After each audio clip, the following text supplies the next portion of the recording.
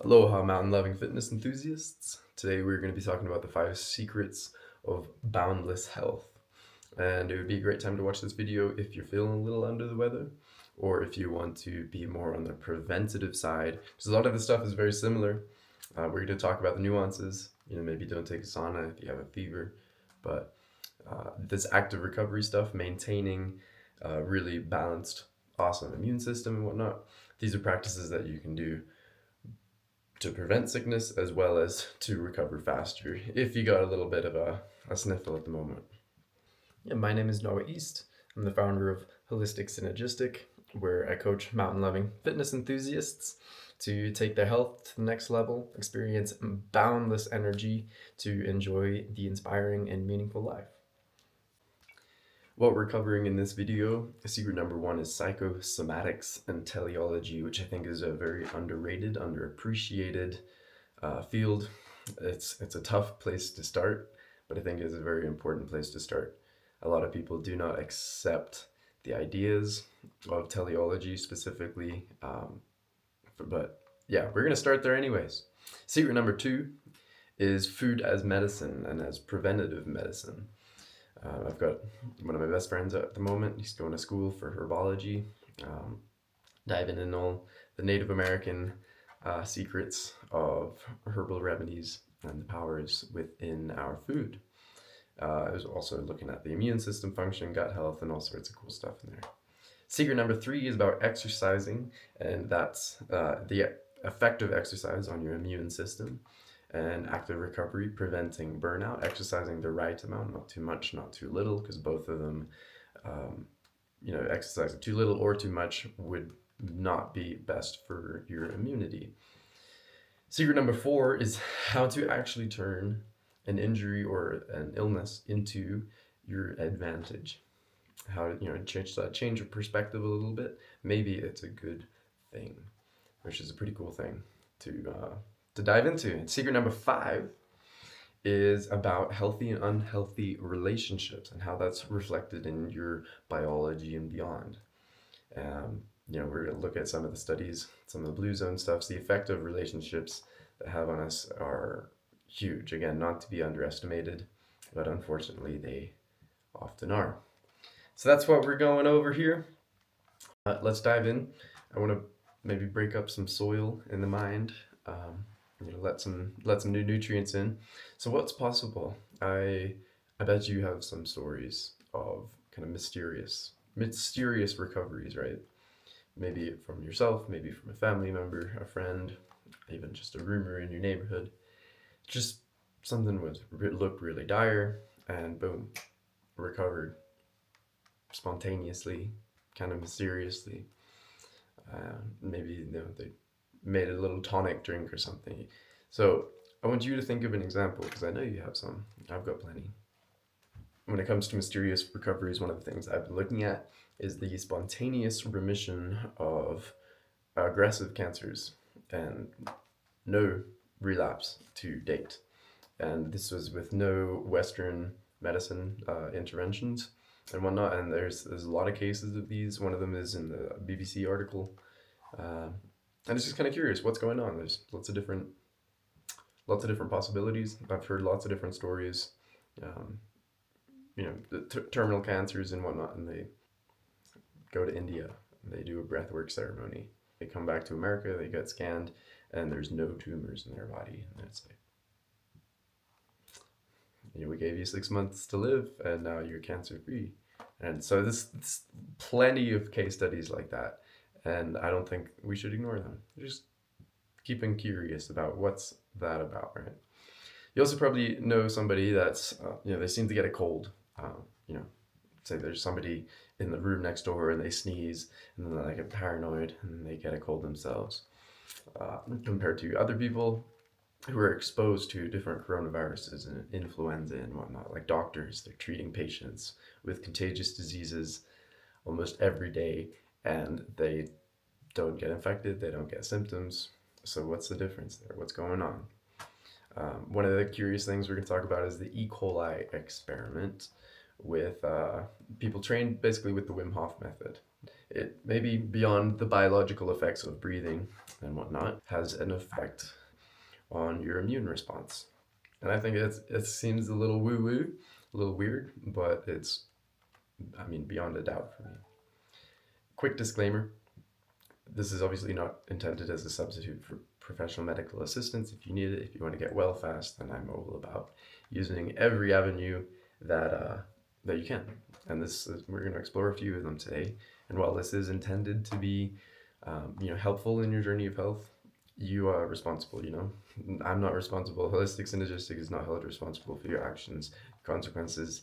If you have terminal cancer and you think, oh, I'm just gonna try a breathwork session, that's probably not I'm not responsible for that.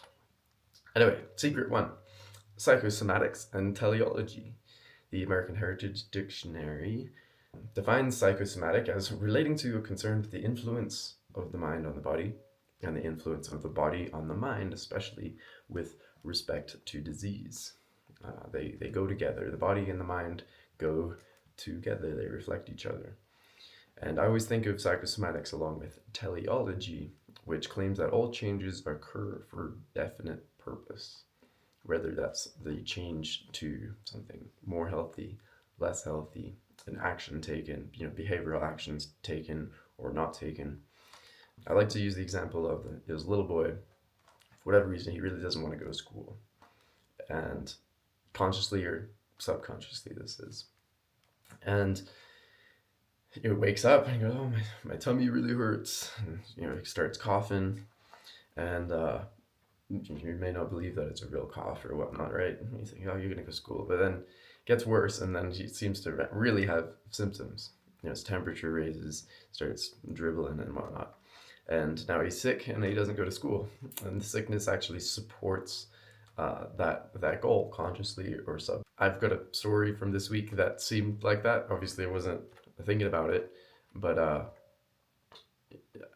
I knew something on my to-do list was to go and speak to these fancy venues that may be interested in hiring me as a musician there. To break up all the fitness stuff, I need to play music, whatnot. And so for something, it made me a little nervous, obviously, going out and talking to these high-end venues, booking managers and whatnot. And when I had that scheduled, seriously, like an hour before I was about to drive out, something happened. My nose felt super weird. My eye got super red. Started it looked really bad. It looked like to go and sell my services was not a good look. And I thought that's really weird. And it was nasty. And so okay, I'll call it off. And had to go play a gig anyway. So I'm like, okay, well, I'll call this. I'll go play the gig. Wear sunglasses if I need to. While I'm setting up, it's still water and I'm being weird. As they start playing, all my symptoms disappear. I'm focused on my mission.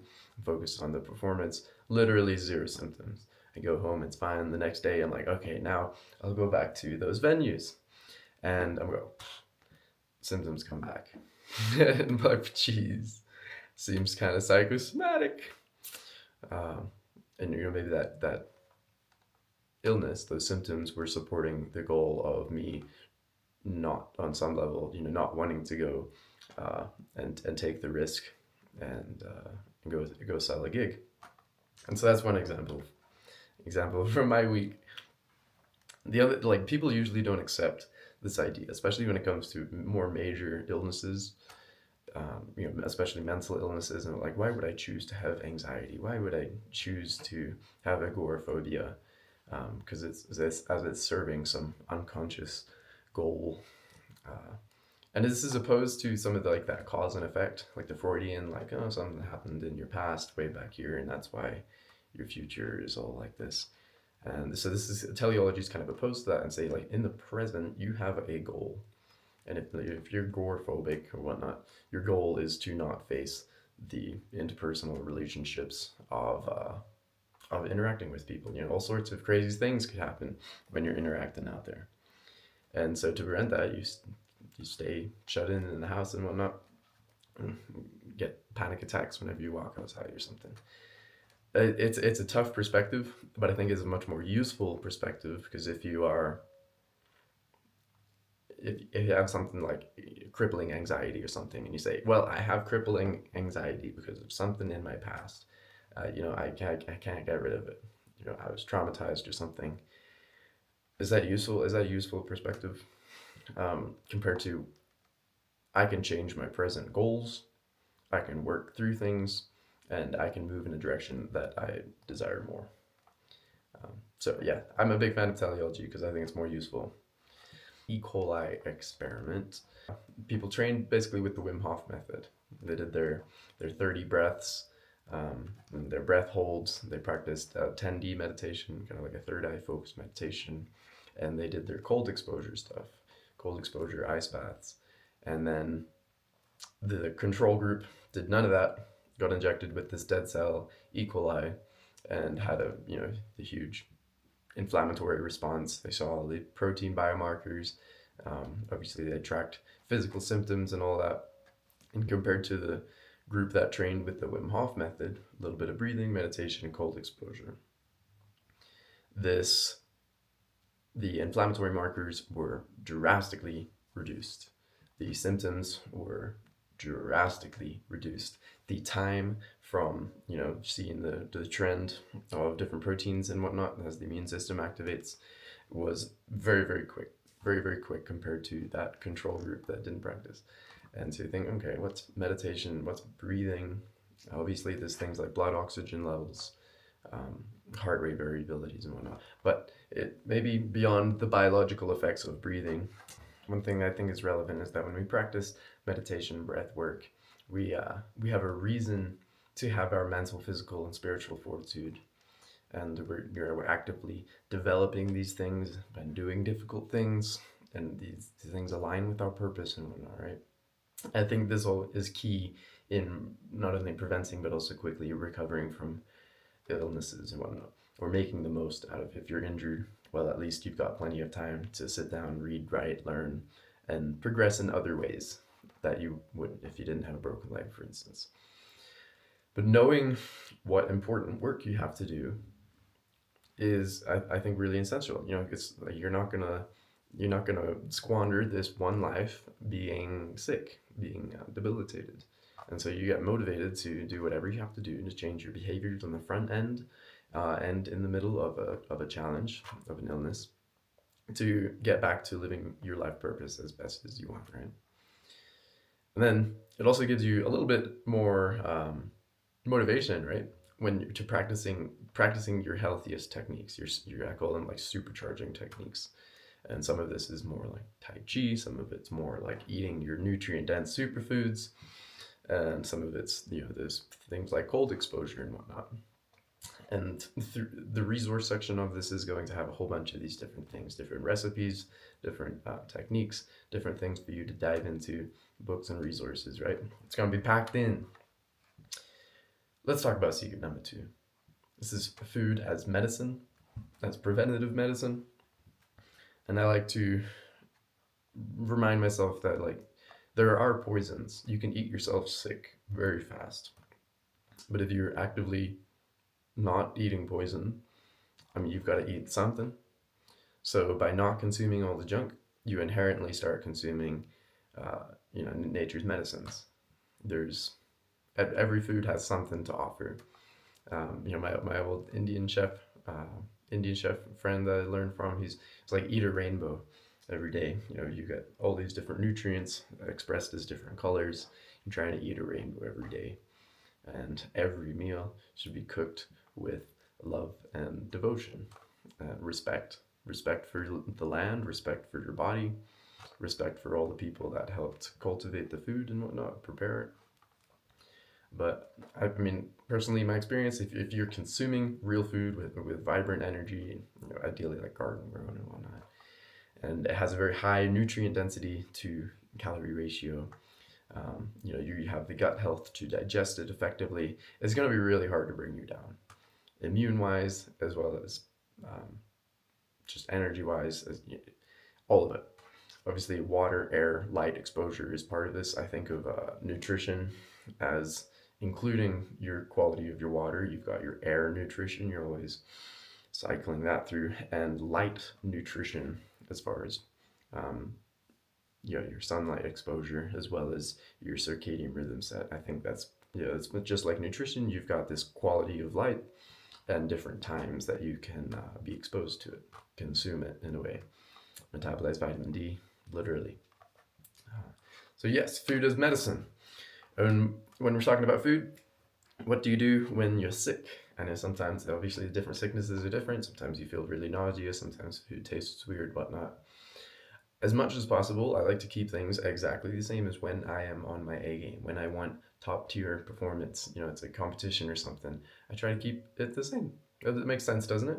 So I'm fasting, which improves cellular renewal and immune system function and hormone optimization and whatnot. My intermittent fasts, and maybe I'll make that a little bit more aggressive usually, to make sure that I have that healthy autophagy.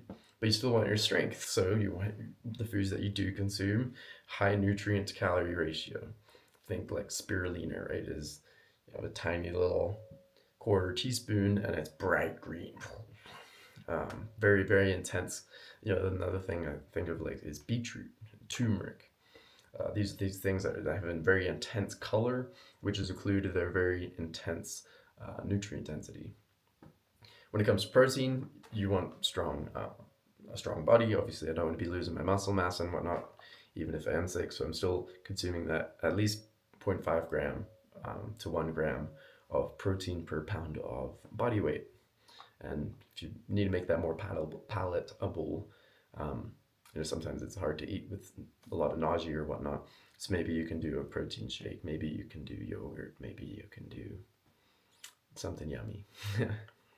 Mycoprotein. I really like mycoprotein. Never failed me. So yes, we want that strength maintained in body, mind, and spirit. And hydrating effectively, of course, obviously important if you're going for your A game, for your competition health and whatnot. But we need it for a fast recovery as well, which means we have high quality water, structure. We've talked about water in another class, and electrolytes along with it, so it actually bonds with your body. Boom. And then when gut health, obviously you want your gut health, immune system function, and your mental health and whatnot. Hormone production is so drastically affected by your gut health, right? 90% of serotonin produced in your gut. Critical.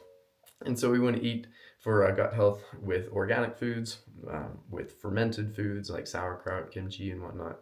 Ideally, some garden fruits, some really fresh garden fruit and vegetables, and then avoiding pesticides, herbicides, refined foods, vegetable oils, and whatnot that cause inflammation and destroy your biome, compared to all the wonderful things that you could be eating. Okay, cut out the poison. Automatically, you're replacing your diet with things that are very beneficial. Boom. Secret number 3 is about exercising for immunity and active recovery. So even if you don't feel your best, you can still, you're practicing your best, which changes on a day-to-day, moment-to-moment. But, still, the perspective, I'm showing up as my best today, right? Especially when it comes to movement, we can still bring intention. We still get curious about what our body is feeling like. Feel your feet right now. Feel your muscles right now. Take a breath in. Feel your lungs. Just get curious. Feel that heartbeat. Curious about what sensations are going. Feel your head, congested or not. So why does movement help? Well, again, this is sick or not sick. You have circulation of nutrients, oxygen, your endocrine system, your lymphatic system is pumping around, and a lot of this doesn't really happen unless you move. Unless your muscles are moving, your lymphatic system isn't really flowing much. It relies on movement.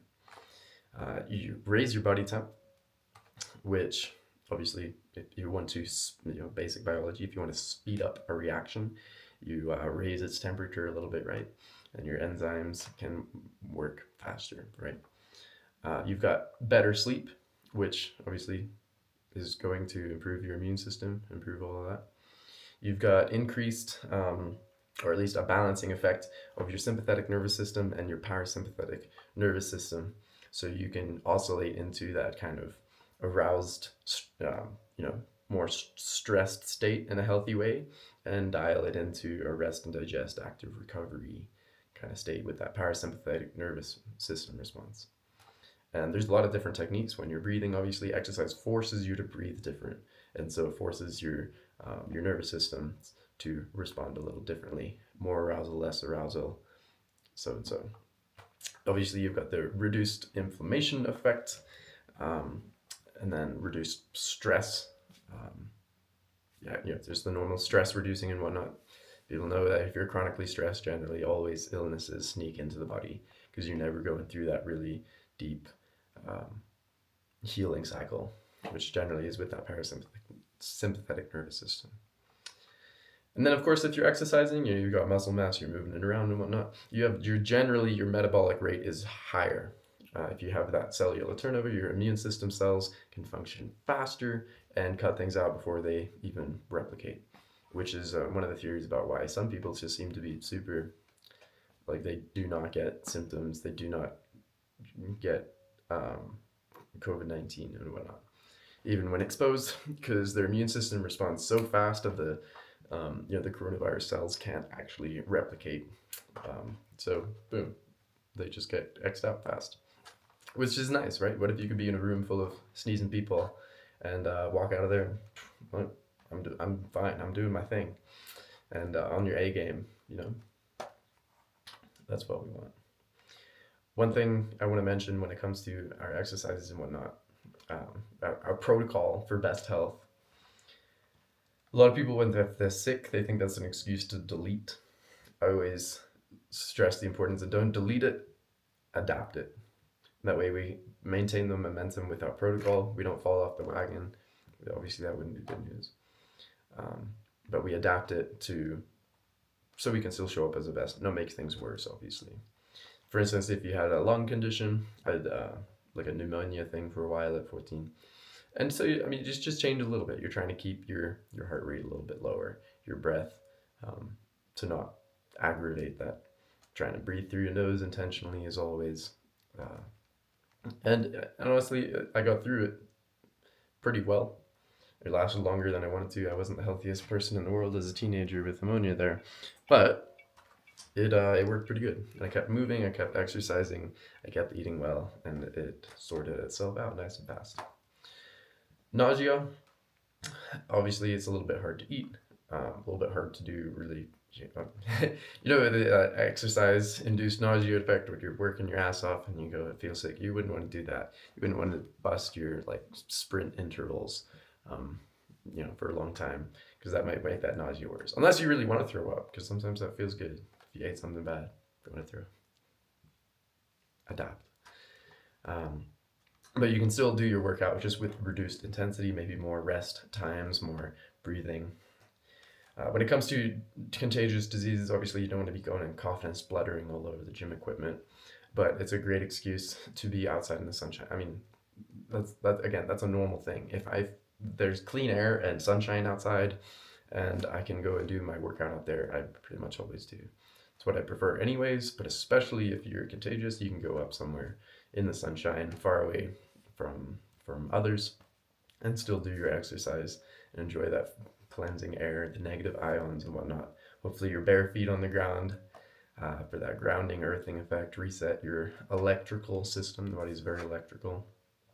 And then when it comes to headaches and a lot of other conditions, it never hurts to do energy medicine practices. I know it seems a little woo-woo and weird if you have not experienced it yourself, but it's like Tai Chi.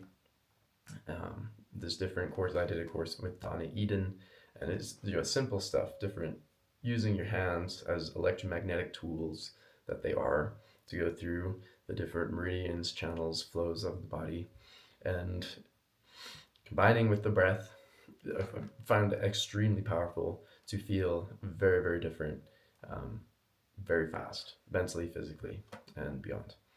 And just because you can't see it, or maybe you can't even feel it straight away, doesn't mean that it isn't working. As you practice it more, you get more and more awareness with it, and eventually you even see weird stuff going on. You change something, and you can see the energy change, right? And so, also when it comes to if you're sick, I don't think that's an excuse. I think it's all the more reason actually to make sure you're doing your temperature contrasting. Uh, yeah, it's funny. I can still get people saying, "Oh man, you're gonna catch it's cold out there. You're not wearing a coat. You're gonna catch cold or something."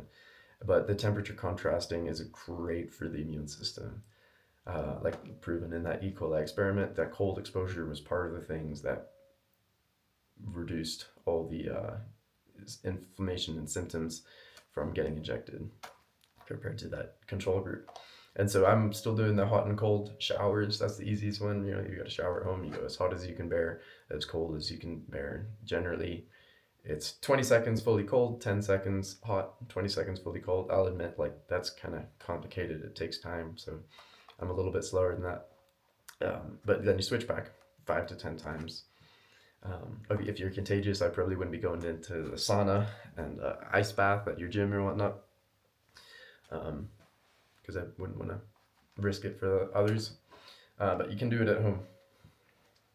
Right, number 4, how to turn injury or sickness into your advantage. Just simply asking the question of what good can come from this situation, from this illness. And you can create a new worldview, assign new meaning to your experience. You have that power. A few examples of this is, it's an opportunity for Tonglen, which is a Buddhist practice of breathing in and breathing out. You're breathing in to open your heart. You're breathing in suffering, basically. It's kind of reverse of what we normally do. We breathe in, really go deep into the experience of suffering, and let our out breath be purified.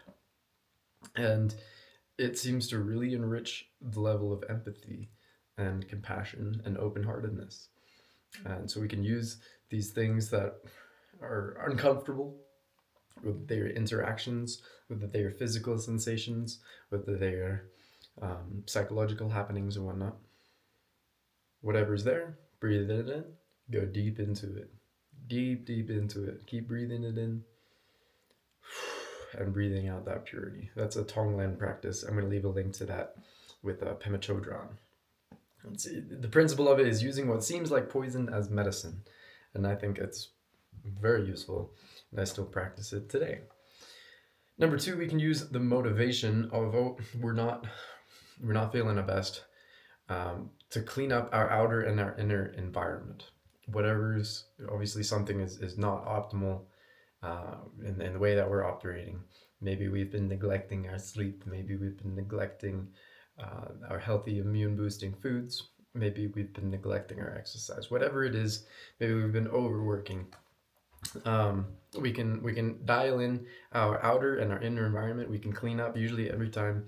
You know that I don't get sick hardly ever, but if I do, I always clean, wash the bed, wash the floors, wash the bathroom. And that's a turning point in itself. You're cleaning your outer environment. It feels purifying. Feel like you're in a cleaner space, making sure you have clean air. Maybe, even if you have a water filter, if your water filter hasn't been serviced, if you don't clean out like that pressurized tank, if it's an RO filter, then it can fill up with bacteria, and that may be contributing to you not being on your A game. So these are things that you don't always look at until you see the consequence. And so it's a good motivation. It's a check-in. Number 3, we can examine the last few weeks. Yeah, this is similar. Identify where we can take better care of ourselves, right? We can ensure better strength and balance from now on.